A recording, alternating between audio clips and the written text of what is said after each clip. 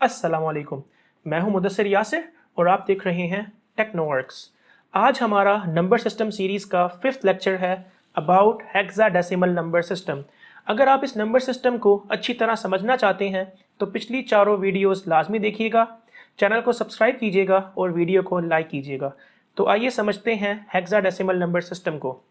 Hexadecimal number system एक positional number system है और हम ये जानते हैं कि किसी भी पोजीशनल नंबर सिस्टम में नंबर की पोजीशन बदलने से नंबर की वैल्यू में चेंज आता है और वो चेंज कितना होता है ये डिपेंड करता है उस नंबर सिस्टम की बेस पे। और नंबर सिस्टम की बेस क्या होती है ये डिपेंड करता है उस नंबर सिस्टम के अंदर पाए जाने वाले टोटल नंबर ऑफ डिजिट्स पे। तो हेक्साडेसिमल नंबर सिस्टम में टोटल कितने डिजिट्स पाए जाते हैं ये समझने के लिए हम इस नंबर सिस्टम का नाम देखते हैं। नाम है हेक्साडेसिमल। तो हेक्सा मीन्स 6। जैसा कहा जाता है कि ये प्रोसेसर हेक्सा कोर है। हेक्सा कोर मतलब इसके अंदर 6 कोर मौजूद हैं। और इसी तरह डेसिमल नंबर सिस्टम में हम जान चुके हैं कि डेसिमल मीन्स 10। तो हेक्साडेसिमल नंबर सिस्टम 6 + 10 एक 16 डिजिट्स का नंबर सिस्टम है। इसके अंदर 16 डिजिट्स कौन से हैं? 10 डिजिट्स तो वही हैं जो डेसिमल नंबर सिस्टम में थे, यानी फ्रॉम 0 to 9। और बाकी जो 6 डिजिट्स हैं वो है फ्रॉम A to F। अब 0 से 9 तक इन तमाम डिजिट्स की वैल्यूज क्या हैं ये बात तो हम डेसिमल नंबर सिस्टम में पहले ही देख चुके हैं। लेकिन हमारे पास A से लेके F तक अगले नंबर्स की वैल्यूज क्या होंगी ये जानने के लिए ज़रा इधर एक चार्ट बना लेते हैं। हमारे पास 6 एक्स्ट्रा डिजिट्स हैं A, B, C, D, E and F। तो A की वैल्यू है 10, B की वैल्यू है 11, C की वैल्यू है 12, D की वैल्यू है 13, E की वैल्यू है 14 एंड F की वैल्यू है 15। यानी अगर आपने हेक्साडेसिमल नंबर सिस्टम में 12 लिखना है तो आप जस्ट C लिखेंगे, C = 12। इसका मतलब हुआ कि हेक्साडेसिमल नंबर सिस्टम में कोई बड़ी वैल्यू भी आपके पास हो तो आप उसे कम नंबर्स में रिप्रेजेंट कर सकते हैं। तो आइए ज़रा देखते हैं, अगर हमारे पास हेक्साडेसिमल नंबर सिस्टम में कोई नंबर लिखा हो तो हम उसकी वैल्यू कैसे समझेंगे। तो लेट्स से मेरे पास एक नंबर है और वो नंबर है A31। क्योंकि हेक्साडेसिमल नंबर सिस्टम में है तो इसकी बेस हो गई 16। और आप ये बात जानते हैं, पिछले तमाम लेक्चर्स में हमने डिस्कस किया कि हम अब इन तमाम डिजिट्स की वैल्यूज़ निकालने के लिए इन्हें मल्टीप्लाई करेंगे बेस के साथ, यानी 16 के साथ, 16 के साथ, 16 के साथ। और इन तमाम 16s में हम एक पावर लगाएंगे। पावर लगानी शुरू करेंगे मोस्ट राइट से। मोस्ट राइट में पावर लगेगी 0, फिर 1, फिर 2, देन सो ऑन। अब सर ये बात भी हम पिछली वीडियोस में डिस्कस कर चुके हैं, अगर किसी भी नंबर की पावर 0 आ जाए तो वो इक्वल टू 1 होता है। इसी तरह किसी भी डिजिट की पावर 1 हो तो आंसर वही डिजिट आता है। तो यहाँ पे हमारे पास आंसर आ जाएगा 16। और अगर 16 की पावर 2 है, it means 16 multiply by 16 is equal to 256। तो अब A को आपने 256 से, 3 को 16 से और 1 को 1 से मल्टीप्लाई कर देना है तो आप इस नंबर की वैल्यू जान जाएंगे। तो ज़रा मल्टीप्लाई करते हैं A को 256 के साथ।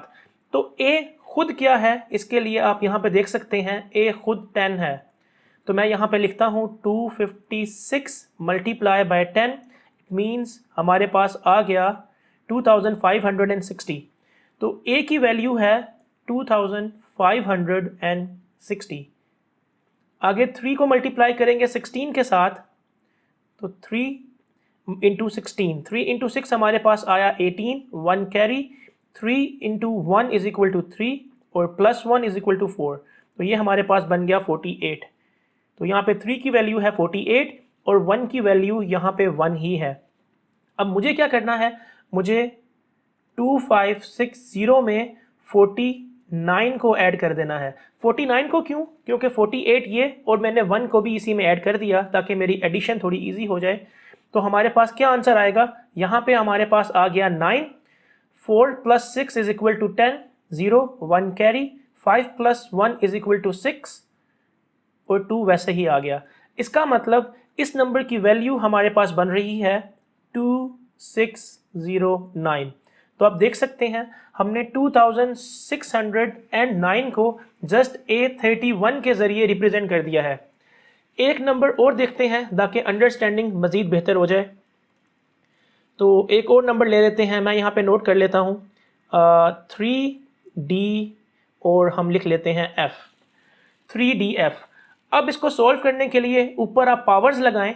ये चीज़ भी हम पिछले लेक्चर्स में समझ चुके हैं कि आप फर्स्ट टाइम देखने के बाद नोट करते हैं कि हर पावर में एक रेशो निकल रही है, यानी अगर मोस्ट राइट डिजिट की वैल्यू 16 है तो उससे अगले की कुछ ना कुछ रेशो होगी। डेसिमल में हमारे पास ये रेशो 10 टाइम्स की थी, बाइनरी में 2 टाइम्स की, ऑक्टल में 8 टाइम्स की, यहाँ पे रेशो 16 टाइम्स की है। इसका मतलब मोस्ट राइट डिजिट की वैल्यू हमारे पास मल्टीप्लाई होगी 1 के साथ, उससे लेफ्ट वाले की 16 के साथ, उससे लेफ्ट वाले की 256 के साथ, फिर इसी तरह सो ऑन ये प्रोसेस चलता रहेगा। अब हमने वैल्यू निकालनी है 3 की, तो इसके लिए आप मल्टीप्लाई करेंगे 3 को 256 के साथ। तो 3 multiply by 6 is equal to 18, 1 carry, 3 multiply by 5 is equal to 15 plus 1 is equal to 16, 1 carry again, 3 multiply by 2 is equal to 6 plus 1 is equal to 7। तो इसकी वैल्यू हमारे पास आ गई 768 प्लस, अब वैल्यू निकालें इस d की, d ने multiply होना है 16 के साथ। पहले आपको d की वैल्यू मालूम होनी चाहिए, तो d की वैल्यू होती है 13। तो आप 13 को मल्टीप्लाई करेंगे 16 के साथ, 16 into 13। 3 multiply by 6 is equal to 18, 8 आ गया, 1 carry, 3 multiply by 1 is equal to 3 plus 1 is equal to 4। फिर 1 multiply by 6 is equal to 6, 1 multiply by 1 is equal to 1। तो ये हमारे पास बन गया 8, 6 + 4 10, 1 कैरी और यहाँ पे आ गया 2।